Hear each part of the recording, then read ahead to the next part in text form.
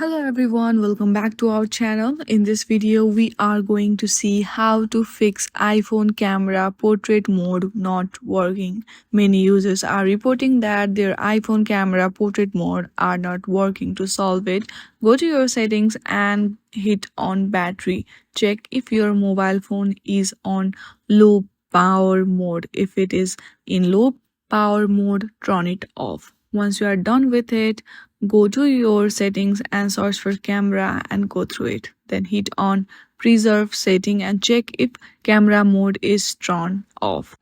If it is turned off, then go back and hit on general.